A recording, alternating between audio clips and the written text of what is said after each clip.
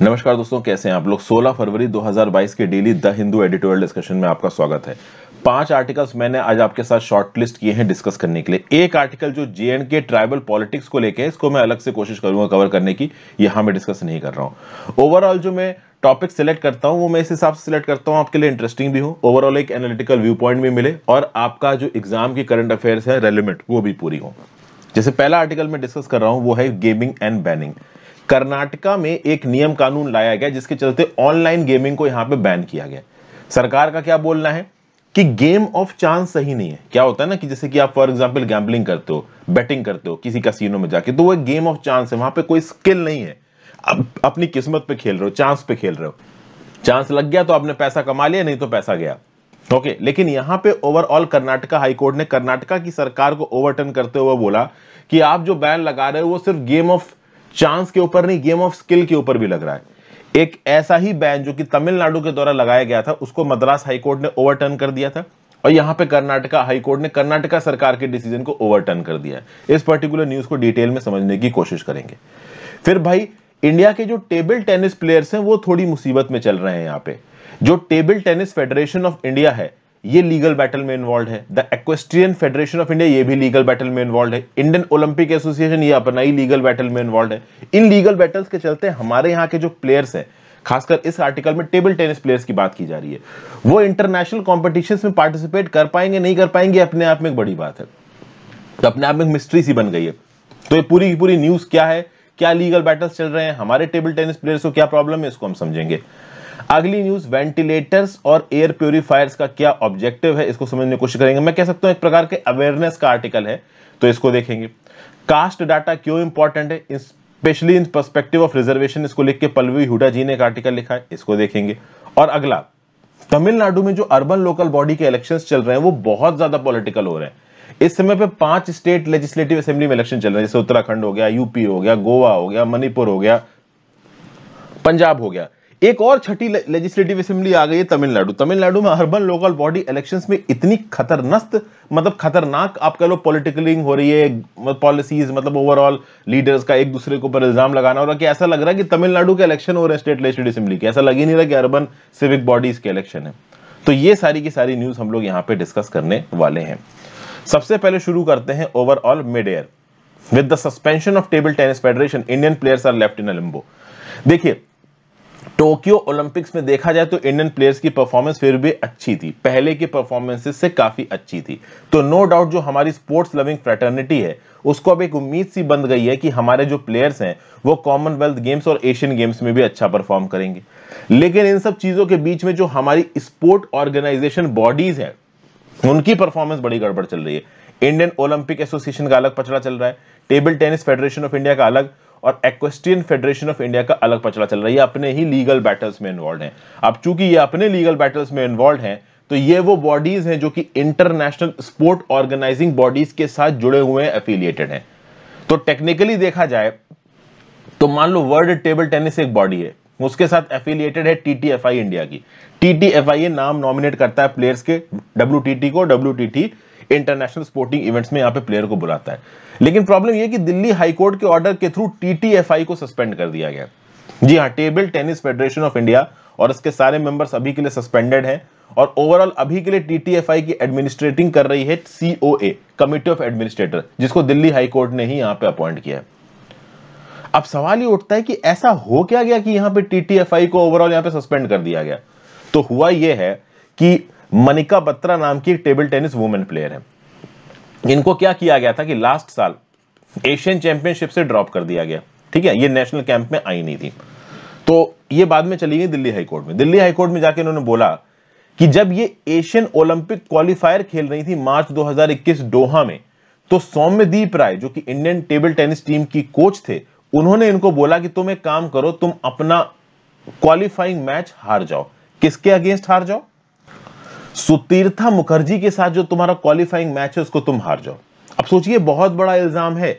हमारे देश का टेबल टेनिस का कोच एक टेबल टेनिस की प्लेयर से बोल रहा है कि तुम दूसरी प्लेयर से क्वालिफायर्स में हार जाओ। एक प्लेयर का सपना होता है कि वो पहले क्वालिफाई करे और फिर उस टूर्नामेंट को जीते, और वहां पे क्वालिफायर में हारने को बोल दिया गया मनिका बत्रा से। ये बात जाके दिल्ली हाईकोर्ट में मनिका बत्रा ने बोल दी।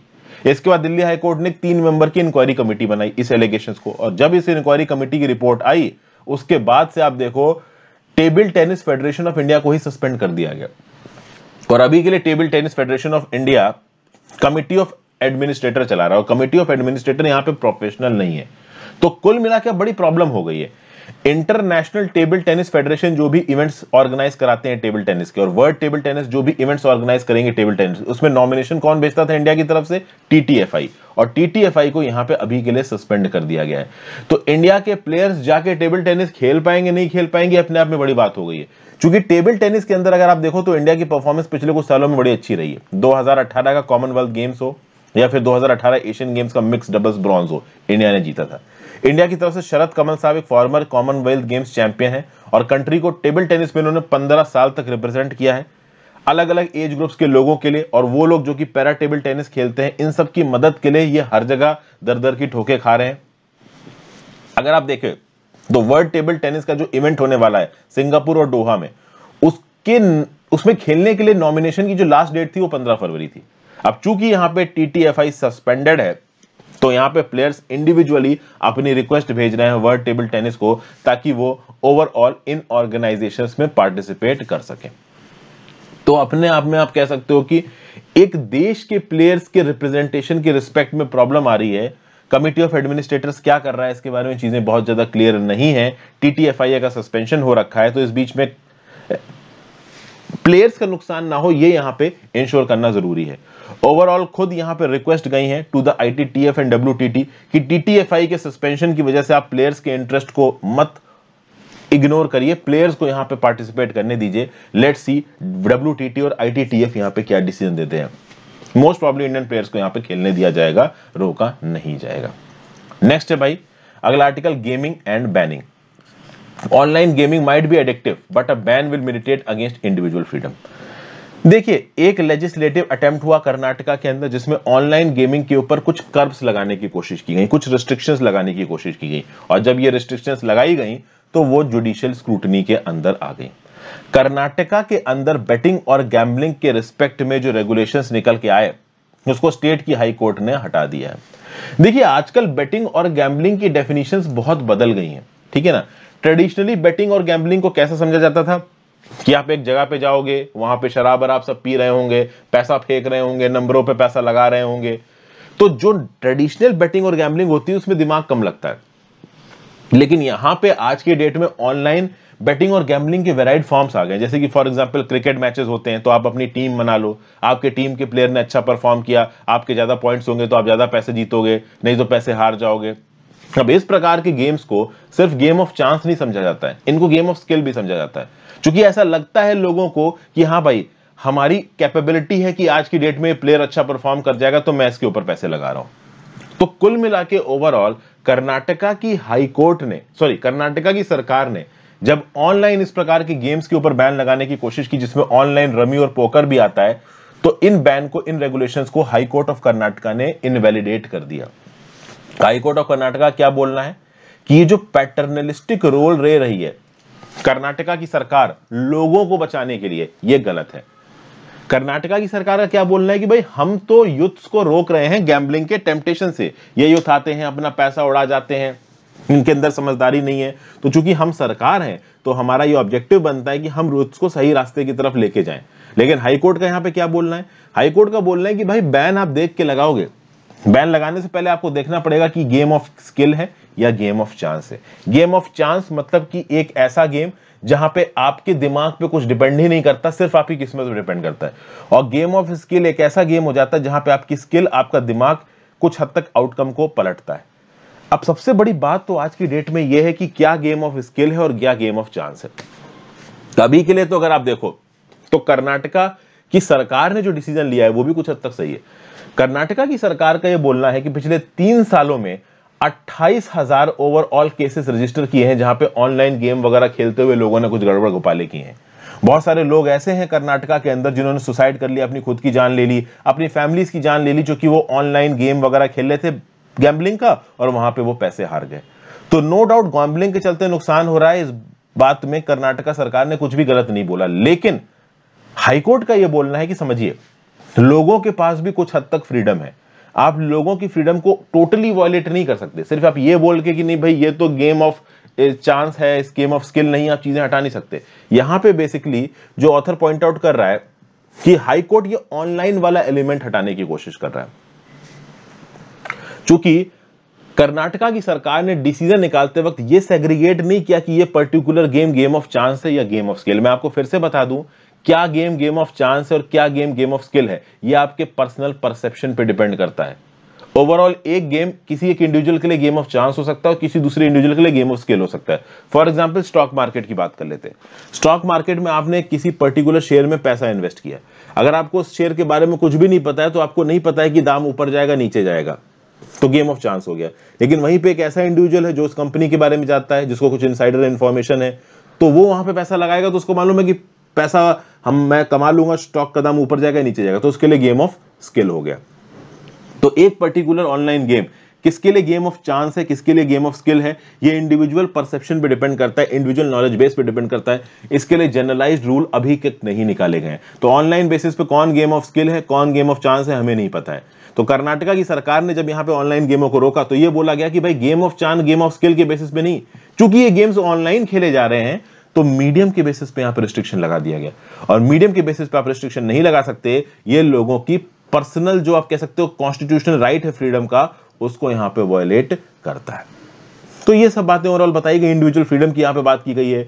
एक बिजनेस को कंडक्ट करना, उसके अंदर एज अ कंज्यूमर पार्टिसिपेट करना, ये सारे राइट्स वायलेट हो रहे हैं अगर कर्नाटका की सरकार का डिसीजन इंप्लीमेंट होता है, ऐसा बोला है यहां पे कर्नाटका की हाई कोर्ट ने।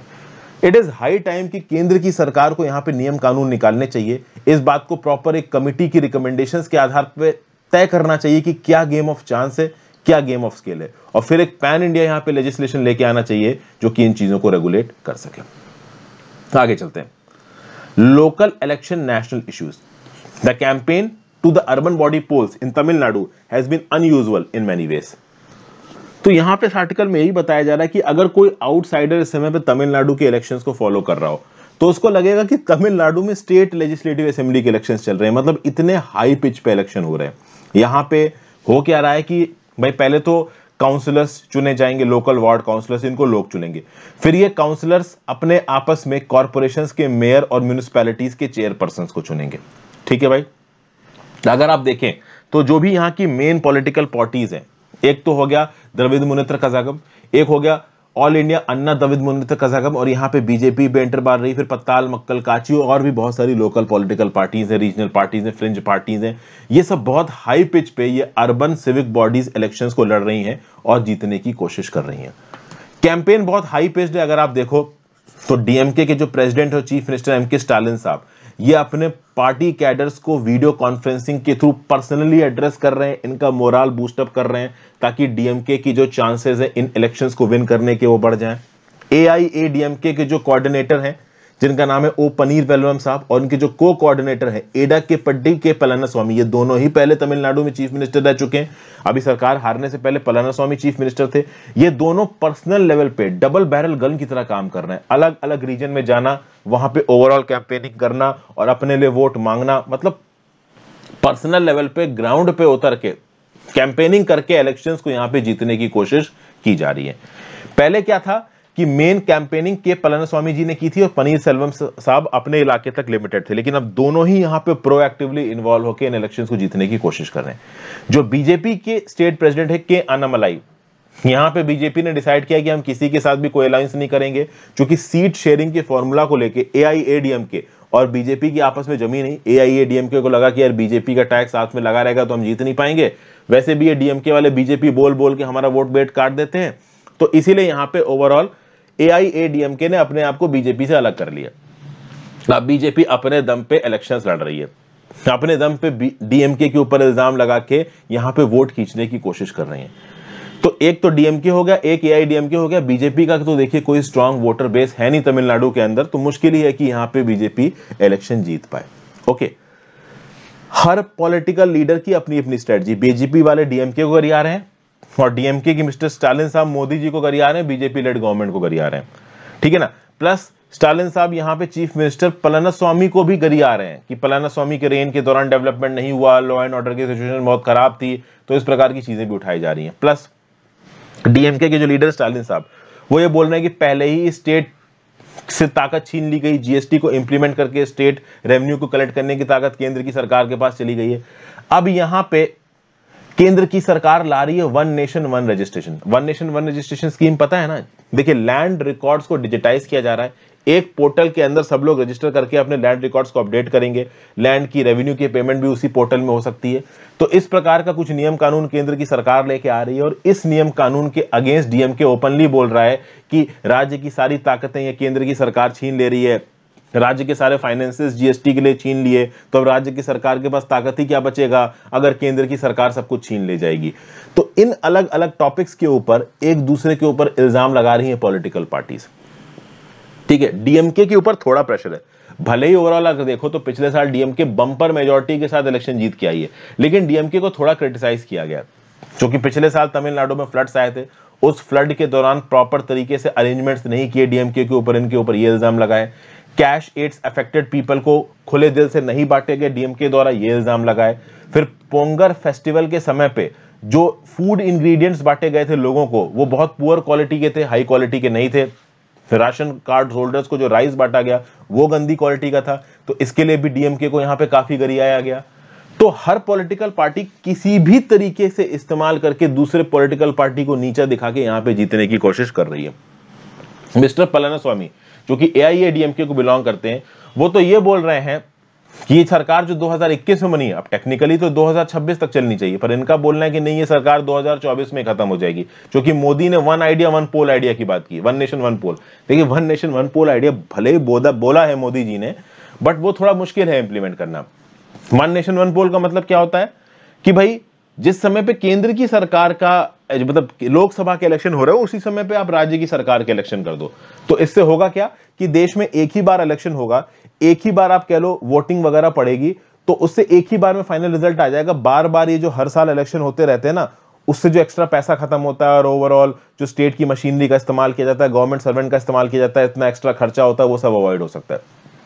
पहले एक आइडिया ये भी दिया गया था कि हर 5 साल में लोकसभा के इलेक्शन होते हैं, 5-5 साल पे, तो लोकसभा के इलेक्शन हो, फिर उसके बाद 2.5 साल के गैप के बाद स्टेट लेजिस्लेटिव असेंबली के इलेक्शन हो, जिससे यहां पे भी पेंडिंग है, और फिर लोकसभा के इलेक्शन हो। मतलब आप इलेक्शंस को इस प्रकार से रीऑर्गेनाइज करो कि लोकसभा के इलेक्शंस के साथ ही या तो इलेक्शन निपट जाए, या फिर 5 साल के टाइम ड्यूरेशन में केवल 2 बार हो। हालांकि ये आइडिया इंडिया में पॉसिबल नहीं है, क्योंकि स्टेट लेजिस्लेटिव असेंबली पूरे 5 साल तक चलेगी, इसकी भी कोई गारंटी नहीं है। प्लस यहां पे डीएमके और एआईडीएमके एक दूसरे के ऊपर इल्जाम लगा रहे हैं नीट को लेके, पोल प्रोमिसेस को लेके, आप कह लो रिजर्वेशन को लेके। तो ये सब चीजें यहां पे देखिए पूरी की पूरी जारी हैं। पोलिंग आती है, अब सबसे खास बात यह है कि अर्बन सिविक बॉडीज, म्यूनिसिपैलिटीज में और आपके लो म्यूनिसिपल कॉर्पोरेशन में हेड की जब पोलिंग आती है तो इलेक्शन कैंपेन इतना इंटेंस नहीं होता है। यहां पे इलेक्शन कैंपेन बहुत ज्यादा इंटेंस हो रहा है, इसलिए न्यूज निकल के आ रही है। नेक्स्ट बात करते हैं, why we need ventilation and air purifiers. तो यहां पे भाई देखिए क्या बताया जा रहा है कि इंडोर स्पेसेस अगर वेंटिलेटेड नहीं है तो कोविड-19 इन्फेक्टेड पर्सन वहां पे अगर प्रेजेंट है तो खतरनाक हो सकता है। देखिए, इसमें मैं बहुत ज्यादा नहीं बताऊंगा। कोविड-19 एक एयरबॉर्न डिजीज है। लेटेस्ट ओमिक्रॉन वेरिएंट में जो डिजीज के फैलने का खतरा है वो बहुत ज्यादा बढ़ चुका है, ये बात हमको पता है। हॉस्पिटलाइजेशन, डेथ्स, इन सब के रिस्क अभी के लिए बने हुए हैं।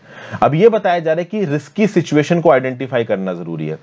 अगर आप किसी ओपन जगह पे खड़े हो और वहां पे मान लीजिए कि हवा चल रही है और आप एक लेस डेंस सेग्रीगेशन में खड़े हो, ज्यादा आसपास आपके बहुत ज्यादा लोग नहीं है, तो ओवरऑल आप वायरस से इन्फेक्ट हो गए ऐसा जरूरी नहीं है।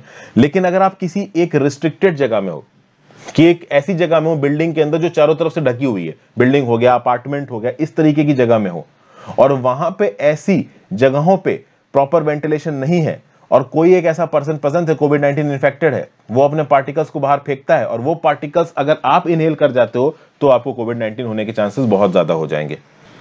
तो ऐसे केसेस में आप अपने कोविड-19 को कम करने के लिए एक well fitting high infiltration mask पहन सकते हो, ये बात इन्होंने बताया। प्लस जो मेन यहां पे आर्टिकल का थीम है वो है वेंटिलेशन। वेंटिलेशन पे फोकस कर रहा है यहां पे ऑथर बोल रहा है कि रूम की स्टेल हवा को फ्रेश आउटडोर एयर से इंटरचेंज कर देना, इस वेंटिलेशन की यहां पे बहुत ज्यादा जरूरी, चाहे आप अपार्टमेंट में हो चाहे आप ऑफिस में हो। जब भी आप इनक्लोज्ड अपार्टमेंट या ऑफिस में होते हैं, वहां पे बहुत सारे लोग हो रहे होते हैं, वो सांस ले रहे होते हैं तो वो कार्बन डाइऑक्साइड एमिट कर रहे होते हैं।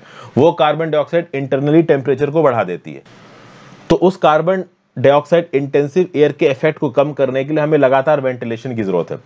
तो हम खिड़की वगैरह खोल देते हैं और बाहर की ठंडी आउटसाइड एयर अगर अंदर आती है तो आउटसाइड एयर का जो CO2 कंसेंट्रेशन है वो उतना ज्यादा नहीं होगा। अगर इस प्रकार से नॉर्मल का आप कह लो कि वेंटिलेशन होता रहे तो आपके कोविड-19 से इन्फेक्ट होने के चांसेस कम हो जाएंगे, अगर बाहर की फ्रेश एयर लगातार इनक्लोज स्पेस में अंदर आ रही है।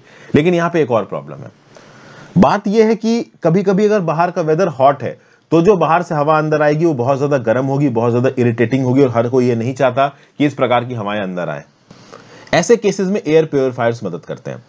हालांकि वेंटिलेशन की जब बात की जाती है तो वेंटिलेशन में सेटिंग बहुत इंपॉर्टेंट होती है।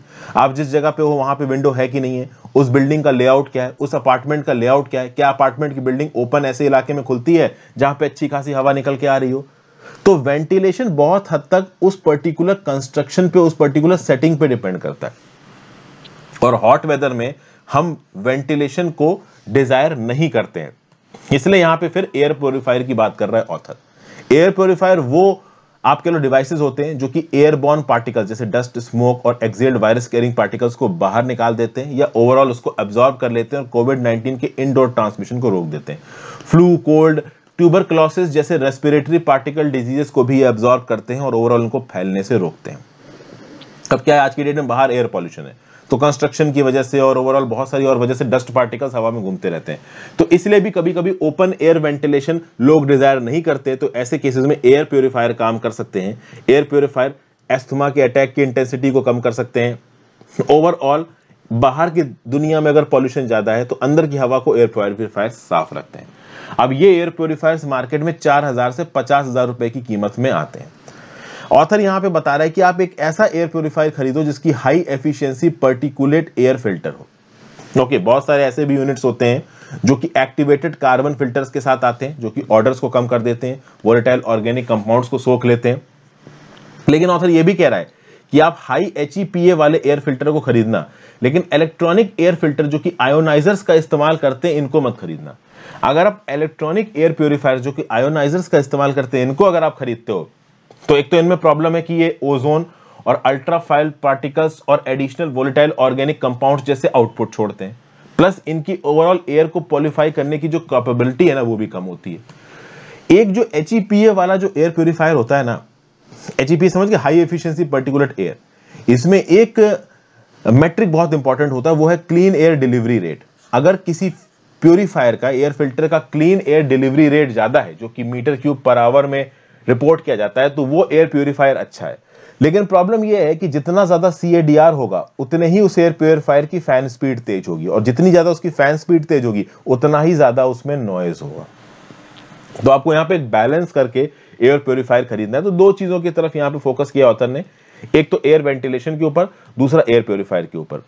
अगर आप किसी ऐसी जगह पे रहते हैं जहां पे ऑब्वियस सी बात है आपके पास साफ हवा का एक्सेस, अब दिल्ली मुंबई जैसे शहरों में तो पॉसिबल नहीं है, बट पहाड़ों में कहीं रहते हैं या समुद्र में किसी ऐसे इलाके में रहते हैं जो ज्यादा अर्बनाइज नहीं हुआ, तो वहां पे तो वेंटिलेशन से काम चल जाएगा।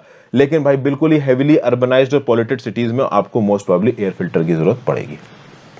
फिर अपने आखिरी आर्टिकल की तरफ चलते हैं, the importance of caste data. देखिए यहाँ पे ओवरऑल पल्लवी हुडा जी ने जो व्यू पॉइंट दिया है वो हो सकता है कुछ लोग उसके साथ वाक्य ना रखें। जो शुरुआत का व्यू पॉइंट, शुरुआती व्यू पॉइंट इनका ये बोलता है कि रिसेंटली सुप्रीम कोर्ट ने ऑल इंडिया कोटा वाली जो सीट्स है national eligibility cum entrance exam में, वहां पे 27% ओबीसी कोटा को फिक्स कर दिया और ये बोल दिया कि जो competitive exam open equal opportunity provide करते हैं ये इनफ नहीं है। जो लोग सोशली बैकवर्ड है उनको अभी भी अपॉर्चुनिटी की जरूरत है, उनको अभी भी रिजर्वेशन की जरूरत है, ठीक है ना।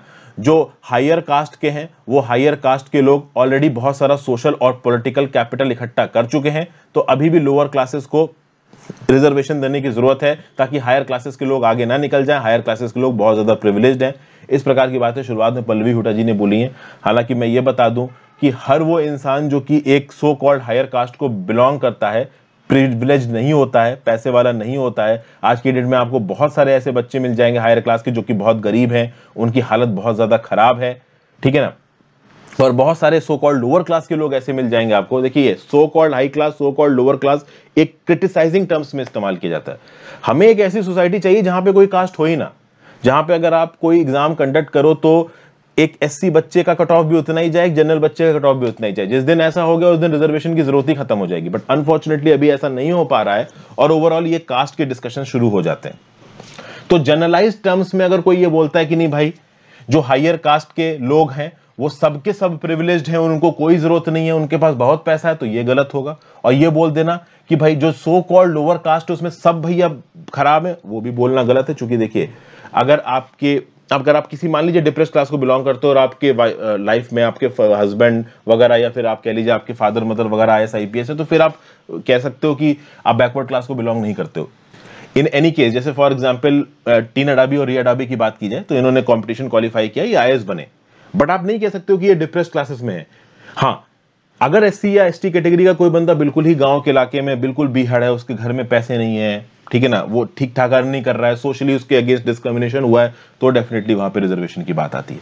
बहरहाल यहां पे बात हो रही है OBC कोटा की। अब OBC कोटा में 27% कंफर्म कर दिया गया, किसमें? All India quota seats national eligibility cum entrance test में। यहां पे जो मेन पॉइंट है ऑथर का, उनका ये बोलना है कि देखिए हमें कास्ट के डाटा को यहां पे असर्ट करना पड़ेगा। हम कास्ट का डाटा जब तक प्रॉपर तरीके से रिलीज नहीं करेंगे तब तक ओवरऑल प्रॉब्लम यहां पे सॉल्व नहीं हो पाएगी। एक तो ये जस्टिस DY चंद्रचूड़ साहब जो कि सुप्रीम कोर्ट के जज है, इनका स्टेटमेंट कोट कर रही है कि castelessness is a privilege that only the upper caste can afford because their caste privilege is already translated into social political and economic capital.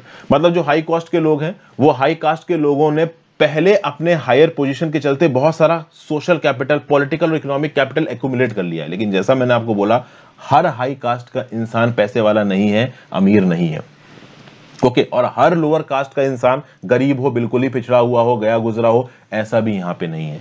हमें यहां पे लेवल सेग्रीगेट करने की जरूरत है। और ऑथर यहां पे बोल रहा है अगर आपको लेवल सेग्रीगेट करने हैं तो आपको प्रॉपर तरीके से कास्ट सेंसस कंडक्ट करवाना पड़ेगा। रिसेंटली अगर आप देखो तो महाराष्ट्र में मराठा कम्युनिटी को रिजर्वेशन दिया गया, तो सुप्रीम कोर्ट ने उस रिजर्वेशन को स्ट्रक डाउन कर दिया, ठीक है ना। जरूरी यहां पे यह है कि इंदिरा साहनी जो जजमेंट है 50% रिजर्वेशन का, इसको यहां पे माना जाए। और जरूरी यह है कि कास्ट के बेसिस पे एक सेंसस हो।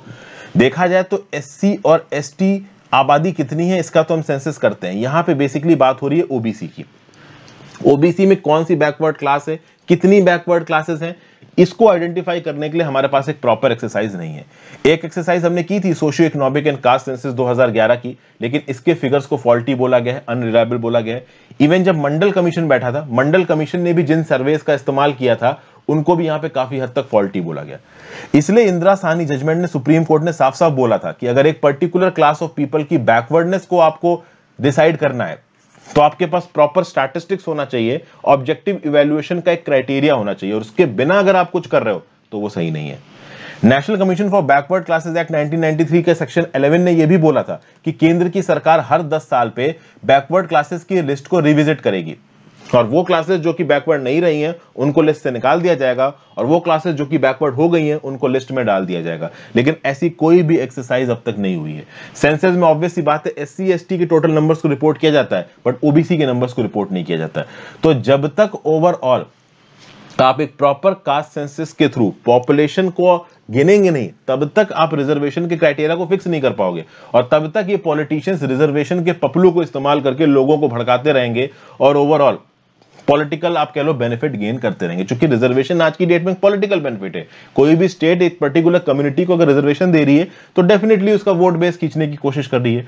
तो यहां पे अगर एक साइंटिफिक बेसिस पे OBC के अंदर आपको रिजर्वेशन देना है तो प्रॉपर कास्ट सेंसस कराना पड़ेगा। जब तक वो नहीं हो रहा है तब तक चीजें ऐसी ही प्रॉब्लमेटिक रहेंगी। Thank you for watching friends, यहाँ पे मैं लेक्चर खत्म कर रहा हूँ। आई होप आपको काफी कुछ सीखने को मिला हो। अपने व्यू पॉइंट नीचे कमेंट बॉक्स में देके जाइएगा, इंस्टाग्राम पे फॉलो कर लीजिए, टेलीग्राम ग्रुप ज्वाइन कर लीजिए, दोनों ही चीजों का लिंक नीचे दिया हुआ है। And if possible for you friends, please click the join button, that is specifically very helpful. Have a great day. Goodbye.